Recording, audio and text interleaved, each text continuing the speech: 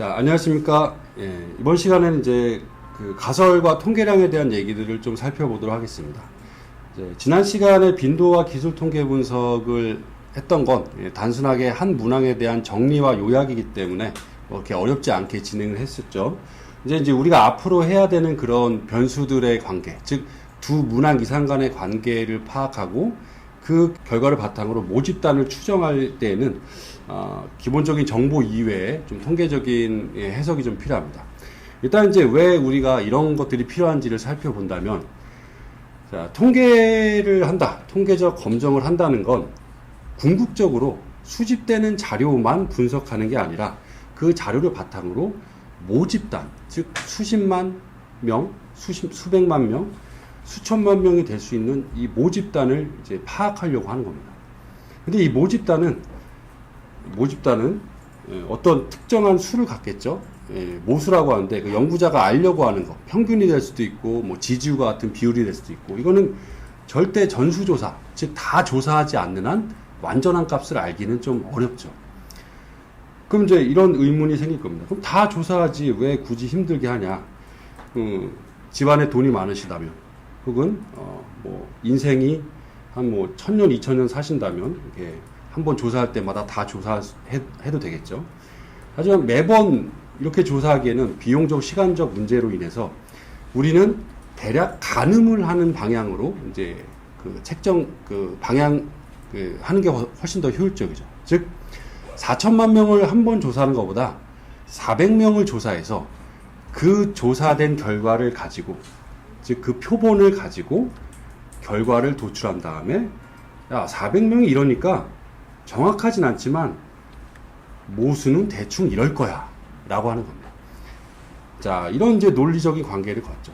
정리하면 효율성을 위해서 모집단이 아니라 일부 표본을 뽑아 그걸 가지고 모집단을 대충 때려 맞추는 거예요. 이 대충 때려 맞추는 거를 되게 있어 보이는 말로 추정, 추론, 인퍼런스라고 얘기하는데, 한마디로 얘기해서 자루에 있는 콩을 다 세지 못하니까 딱 한 번만 바구니로 푼 다음에 그게 대충 500알이니까 곱하기 몇 정도로 하는 거죠. 네. 그런 과정들이 이제 우리가 해야 되는 겁니다.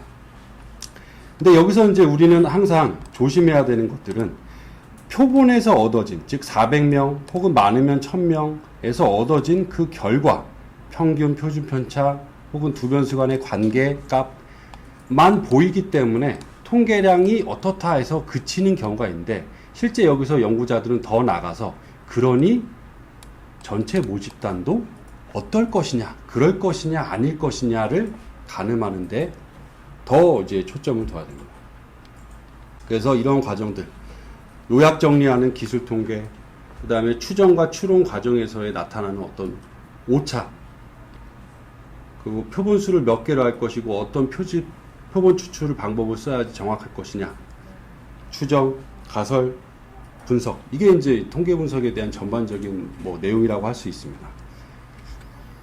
자, 그래서 전수조사가 만약에 가능하다면 이렇게 표본 가지고 추정, 즉 대충 이제 가늠하는 그런 과정들이 필요 없지만, 우리는 그럴 수 없기 때문에 일부를 뽑아서 추정을 하게 되죠. 자, 그러면 이제 우리는 항상 오차가 발생할 수밖에 없다라고 하는 걸 인정을 해야 됩니다. 자, 이 전체의 수가 하나, 둘, 셋, 넷, 다섯, 여섯, 일곱, 여덟, 아홉, 열, 열하나, 대충 한 20개라고 치면 여기서 일부를 뽑았을 때 6개예요. 그럼 이게 하나, 둘, 4배가 있다라고 해서 6, 4, 24라고 추정을 했을 때 실제 20개랑 안 맞을 수가 있겠죠. 이 정도의 오차는 우리가 있을 수 있다는 걸 가늠을 해야 됩니다. 1000만 명을 조사하려고 하는데 100명을 조사해놓고서 1000만 명이 정확하게 맞기를 원한다면 그거는 이제 너무 과욕이죠. 그래서 항상 조사할 때마다 조사된 통계량, 조사에서 얻어진 결과는 실제 모집단과 다를 수도 있다라고 하는 걸 감안을 해야 되고, 여기서 오차가 그럼 어느 정도냐 라는 것을 이제 대충 이제 추정을 해서 계산을 해야 됩니다. 자, 그럼 우리가 이제 그 가설적인 검정을 한다면 귀무가설과 대립가설이라고 하는 이 두 가지로 이제 구분할 수 있습니다. 통계에서는 항상 이제 가설을 가지고 설정을 해서 그게 가설이 기각되는지 채택되는지를 판단해서 모집단도 그럴 것이냐 안 그럴 것이냐라고 하는 논리로 이제 이어가는데, 귀무가설은 무조건 없다. 귀무가설은 무조건 없다. 대립가설은 무조건 있다. 라는 표현을 씁니다. 이거는 이제 통계적인 약속이에요. 이런 얘기를 좀 길게 하면은 상당히 좀 그 시간도 길어지고 복잡하기 때문에 우리는 이제 핵심적인 내용들만 좀 정리해 보도록 하겠습니다. 귀무, 즉 무로 돌아간다라고 하는 거죠. 통계에서는 어떤 두 변수 간의 관계나 영향이 없다라고 하는 그런 가정하에, 예, 실제 데이터를 비교하는 그런 방식을 이제 취하게 됩니다. 그러니까 통계는 수학적인 명제를 통해서 얻어진 그런 학문이라기보다, 예, 논리학에 좀 더 가깝죠. 논리적인 추론에 의해서 세워진 어떤 가설, 명제를 실제 현상과 비교하는 그런 학문이라고 할 수 있습니다. 자, 그래서 귀무가설, 예를 들어서 차이에 대한 두 변수 간의 관계를 본다. 성별과 행복 간의 관계를, 차이를 본다. 그러면 귀무가설은 무조건 차이가 없다. 혹은 없을 것이다 라고 설정하는 거고, 대립가설은 있다 라고 설정하는 겁니다. 관계의 가설, 상관관계 같은 경우도 소득과 행복은 상관관계가 없다. 대립가설은 있다. 자, 영향은, 소득은 행복에 영향이 없다. 대립은 있다. 자, 이렇게 되죠. 그리고 이제 연구자는 연구에서 대립가설을 설정하고 그것이 기각 혹은 채택이 되는지를 가늠을 합니다. 그렇기 때문에 대립가설을 다른 말로 이제 연구가설이라고 하죠. 그래서 이제 논문이나 학술적인 가설을 써야 되는 그런 데에서는 모두 있다 혹은 있을 것이다 라고 하는 가설을 설정하고 그게 기각이 되고 채택이 되는지를 이제 판단을 하게 됩니다. 자, 그러면 이제 개념적으로 가설 검정이라고 하는 것과 거기서 나타나는 통계량이라고 하는 게 어떤 의미를 갖는지를 좀 살펴보도록 하겠습니다. 자, 앞서 말씀드렸듯이 통계에서는 무조건 귀무가설을 기준으로 해요. 아까 귀무가설이 옳다라고 하는 가정하에 합니다. 그러니까 무조건 어떤 분석을 하든 간에 두 변수 간의 차이가 없고, 예를 들어 남녀 간의 소득의 차이가 없고, 두 변수 간의 관계가 없고, 뭐 소득이 높다고 행복이 높거나 낮아지거나 그런 관계가 없고, 영향이 없고, 돈이 많을수록 뭐 이렇게 삶의 질이 증가한다거나 뭐 이런 영향이 없고 라고 하는 그러한 없는 상황을 통계에서는 기준으로 이제 설정합니다. 그러니까 이거는 이제 정답의 문제나 명제를 통해 가지고 나온 어떤 그런 과정은 아니에요. 그러니까 논리적인 그런 가정으로 세운 거죠. 자, 그래서 귀무가설 상황에서 실제 데이터를 수집을 해서 분석을 해요. 남녀 간의 소득의 차이가 없다라고 했는데 남자가 200만 원 벌고 여자도 200만 원을 벌었어요. 실제 데이터가. 자, 이렇게 귀무가설과 실제 데이터를 비교하는 과정이 바로 가설검정 과정이라고 이제 생각하시면 됩니다. 자, 만약에 없다라고 했는데 실제 데이터도 없다면 이거는 귀무가설과 데이터가 일치하게 되는 거죠. 그렇겠죠? 예. 근데 반대로 남자는 200만 원인데 여자는 소득이 300만 원이 나타났어요. 100만 원 정도의 차이가 나죠. 그러니까 차이가 귀무가설을 기준으로 해서 차이가 있게 되죠. 차이가 있는데 얼마 정도의 차이가 있느냐? 자, 100만 원의 차이가 있네. 이거는 그냥 그 데이터를 정리하는 입장에서 우리가 이제 목적으로 하는 건 이 데이터의 결과, 즉 수집된 데이터를 가지고 모집단을 추정하는 데 있어서 이 100만 원의 차이가 아주 큰 차이냐 아니면 미미한 차이냐, 즉 좀 어렵게 얘기하면 유의한 차이냐 아니면 유의하지 않은 차이냐를 지금 이제 가늠을 해야 됩니다. 그래서 그러한 차이, 즉 100만 원이라고 하는 그냥 수치적인 차이가 아니라 이 100만 원이라고 하는 차이를 모집단을 추정할 때 우리가 이 표본에서 나타날 수 있는 오차를 가늠하여 계산하게 됩니다. 자, 그래서 그런 과정으로 거쳐서 나타나는 결과가 검정 통계량이라고 합니다. 자, 예를 들어서 남자도 200만 원이고 여자도 200만 원이다. 그러면 검정 통계량은 몇일까요? 자, 검정 통계량은 귀무가설과 데이터가 얼마나 차이가 나느냐예요. 둘 다 200만 원이면 차이가 전혀 없죠. 그러니까 검정 통계량은 0입니다. 0. 어떤 말씀인지 이해가 되시나요? 귀무가설을 기준으로 데이터를 비교해 봤더니 데이터도 역시 귀무가설과 똑같이 차이가 없어요. 그럼 0이죠. 왜냐하면 가설 검정에서의 검정 통계량은 차이가 얼마나 나냐를 계산한 수치니까. 자, 이 검정 통계량이 좀 어렵긴 하지만 대략적으로 이제 얘기를 나누면 표본에서 얻어진 차이라 하면 남자가 100만 원이고 남자도 100만 원이고 여자도 200만 원이고 200만 원이다. 그럼 차이가 0이죠. 0. 이걸 분자로 하고 그 다음에 표본에서 얻어진 걸 가지고 모집단 전체를 그럴 것이다 라고 생각할 때 가늠할 때 나타날 수 있는 오차. 자, 이 오차가 이제 좀 추상적으로 확 와닿지 않을 텐데 이 오차 정도를 감안해서 계산한 게 바로 이 검정 통계량입니다. 자, 근데 지금 오차가 몇이든 간에 분모가 0이기 때문에, 그죠? 그 값은 0일 수밖에 없어요. 자, 근데 남자가 200만 원이고 여자가 300만 원이라고 데이터에서 얻어졌다면, 자, 이제 분자는 100만 원 되겠죠? 그리고 오차는 모르지만, 그리고 대충 오차분의 100이 될 거예요. 이 값이 바로 검정 통계입니다.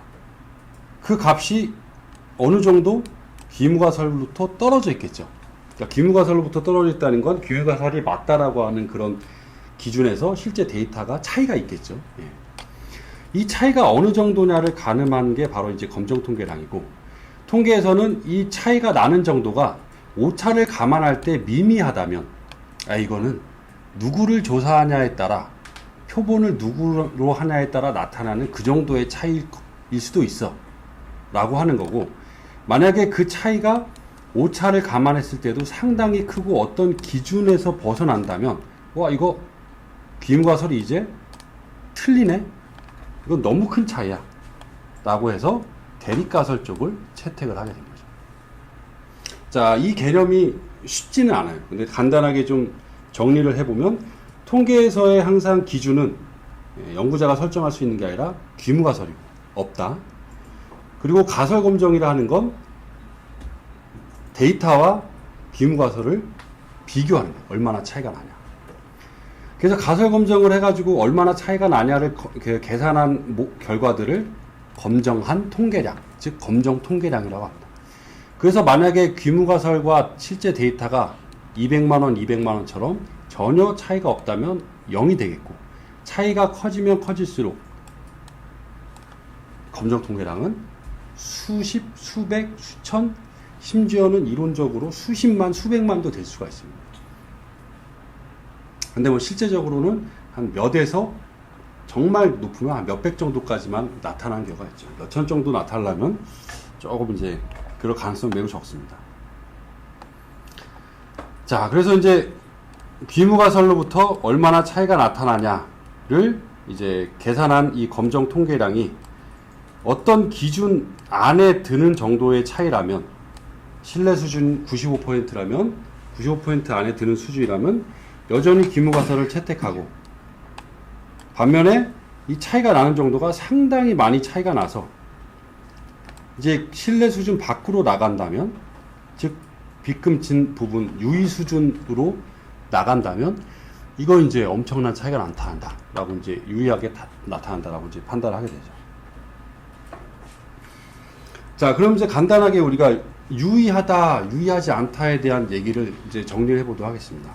자, 두 가지 사례가 있습니다. 한번 보시죠. 대선 후보의 지지율을 파악하기 위해서 A 후보를 조사했더니 45, B 후보는 41%의 지지율을 보이고 있어요. 신뢰 수준 95에서 표지오차 3%로 나타났습니다. A 후보가 B 후보보다 앞선다고 말할 수 있을까요? 자, 일단 표지오차 3%라고 하는 건 지금 얻어진 45와 41%가 플러스 마이너스 3% 다를 수 있다는 거예요. 왜냐하면 전체 유권자를 다 조사한 게 아니라 1000명만 조사했기 때문에 나타날 수 있는 오차를 얘기하는 거죠. 자, 그러면은 A 후보가 얻을 수 있는 이 1000명이 아니라 다른 1000명들을 조사하면서 얻을 수 있는 최하 지지율과 최대 지지율은 몇에서 몇 가지예요? 45에서 3을 빼고 더하고 하면 되겠죠. 그럼 42에서 48이 되겠죠. 자, 그걸 잘 기억해 두시고, B 후보는 그러면 몇에서 몇 가지 얻을 수 있어요? 38에서 44까지 얻을 수 있죠. 자, 그럼 A 후보의 최하와 B 후보의 최대는 바뀌죠. 바뀌죠. 자, 그 얘기는 A 후보는 최하 42%를 받을 수도 있어요. 다른 사람들 조사하면. B 후보는 최대 44%를 받을 수 있어요. 다른 사람들 하면. 그럼 결과가 어떻게 돼요? 지금 요 45와 41만 보면 A 후보가 앞서는 건데, 이 오차를 플러스 마이너스 해보니까 B 후보가 앞설 수도 있다는 거예요.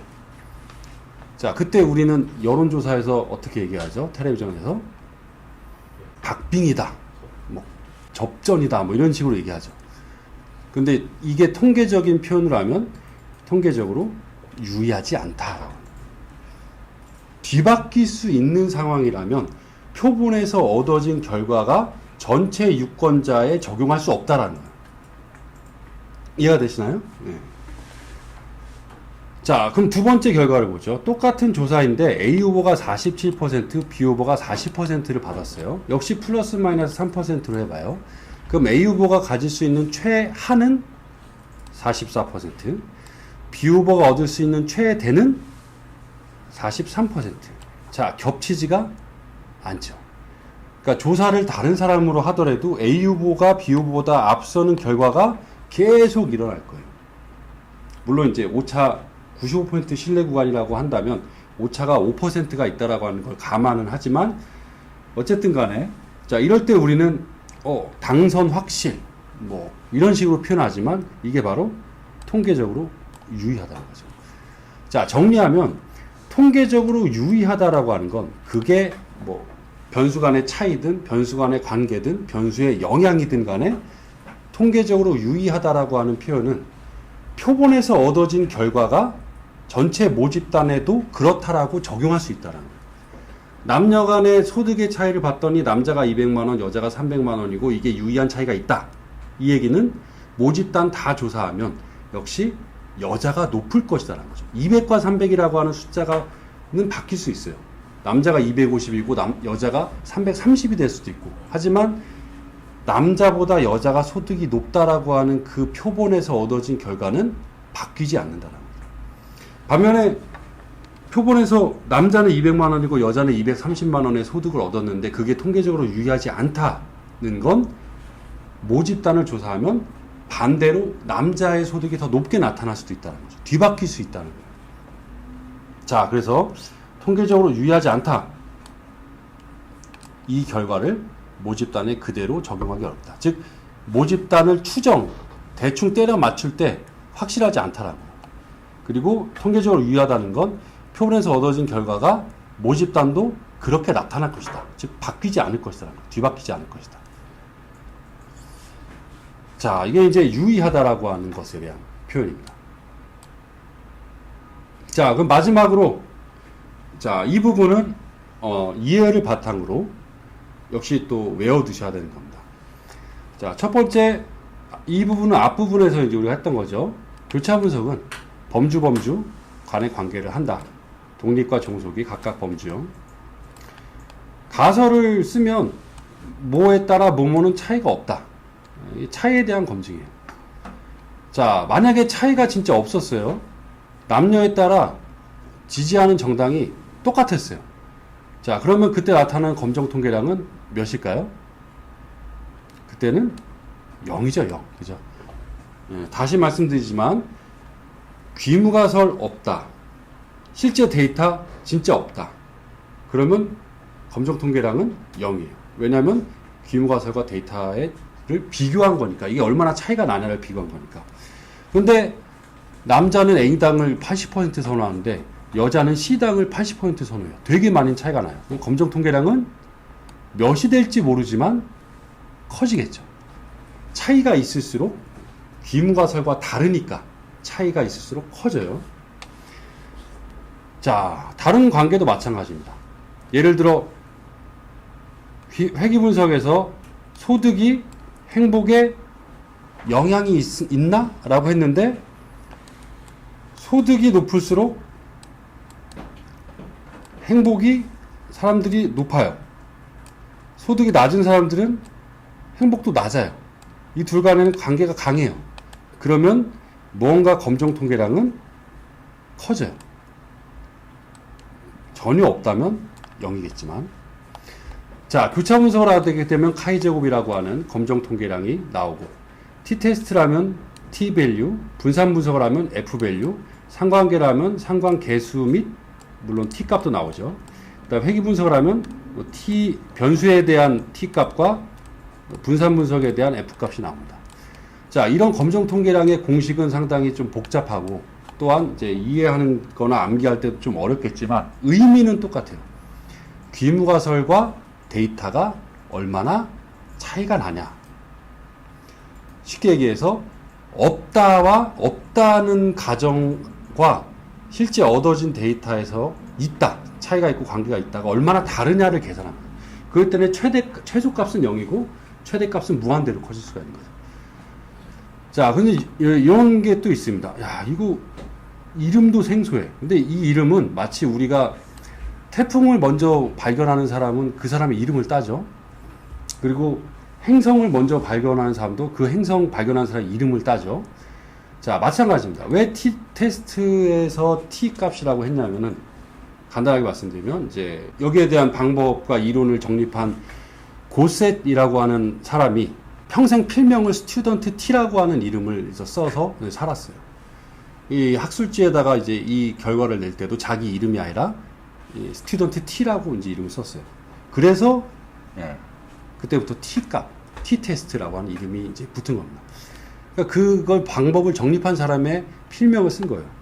F값은 왜 F값이냐면은 이 방법은 이제 피셔라고 하는 학자가 그 옥스퍼드 대학의 유명한 학자가 정립을 했어요. 그래서 F값, F분포 이런 이름을 씁니다. 그 다음에 이제 이 상관관계와 교차 분석을 정립한 대표적인 사람은 피어슨이라고 하는 사람인데 그 사람은 자기 이름은 안 쓰고 그냥 뭔가의 제곱된 형태이기 때문에 카이 제곱으로 하자라고 이제 그 사람이 제시를 한 거고 상관계수도 로 값이라고 하자라고 그 사람이 이제 제시를 한 그거를 쓴 거죠. 결국 이 방법을 정립한 사람들의 필명이나 그 제안을 써서 이런 이름이 붙은 거지 뭔가 특별한 이유는 없어요. 자, 근데 이 검정통계량이 커질수록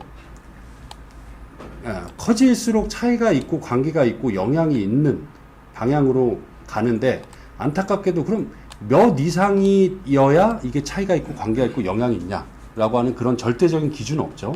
그래서 이제 우리는 어떤 기준적인 분포하에서 그 확률값을 가지고 파악을 합니다. 이 P, 즉 probability, 유의확률이죠. significant probability의 약자로서 P 값이라고 하는 거는 0부터 1 사이의 값을 갖는데 0부터 1 사이의 값을 가져요. 근데 이제 그 검정통계량은 클수록 차이가 있는 건데 P 값은 작을수록 차이가 있는 거예요. 작을수록 0에 가까울수록. 그리고 그 결과가 특히 0.05보다 작을 때 우리는 이제 일반적으로 통계적으로 유의하다라고 얘기를 하죠. 물론 이 기준은 뭐 절대적인 기준이 되진 않지만 일반적으로 이제 0.05, 5%의 확률 미만일 때 이제 유의하다라고 얘기를 합니다.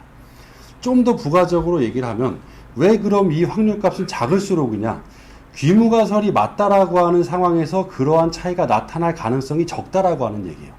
P값이 작다라고 하는. P값이 1이다. 확률값이 1이다, 100%다라고 하는 얘기는 귀무가설이 맞다라고 하는 가정에, 즉 없다라고 하는 가정에서 역시 남녀 간의 차이가 없을 가능성이 제일 높으니까 1의 값을 갖게 되는 겁니다. 그러니까 이 확률은 실제 데이터에서 얻어지는 확률이 아니라 귀무가설에 이 맞다라고 하는 가정에서 실제 데이터가 어느 정도 나타날 수 있냐의 확률이에요. 그래서 차이가 있고 관계가 있고 영향이 클수록 귀무가설 상황에서 관점에서 볼 때는 그런 가능성이, 이런 일이 나타날 가능성이 매우 적다라고 보는 거죠. 특히 그렇게 나타날 가능성이 5%, 즉 100번 이런 분석과 조사를 했을 때 5번 미만으로 나타날 정도의 큰 차이나 관계나 영향이라면 이때는 귀무가설을 이제 버리자, 대립가설을 채택하자라고 하는 방향이 되는 거죠. 얘기가 좀 길고 약간 이 부분은 어렵긴 한데, 일단 지금 마지막 부분에 자 이거는 꼭 좀 알아두시기 바랍니다. 차이가 있고 관계가 있고 영향이 있을수록 검정 통계량은 커진다. 그리고 반대로 P값은 작아지고 0에 가까워진다. 특히 0.05보다 작을 때 통계적으로 유의하다라고 한다. 거기서 부언을 하자면 통계적으로 유의하다는 건 표본의 통계량이 그렇다가 아니라, 거기서 그치는 게 아니라 전체 모집단도 그럴 것이다 라고 대입하고 할 수 있다라고 하는 얘기죠. 자, 그럼 이번 시간은 좀 어려웠지만 우리가 앞으로 해야 되는 통계적인 분석 방법을 이해하기 위해서 필수적으로 알아야 되는 이제 얘기들을 좀 해봤습니다. 자, 그럼 다음 시간부터는 교차 분석부터 하나씩 이제 연습해 보도록 하겠습니다. 수고하셨습니다.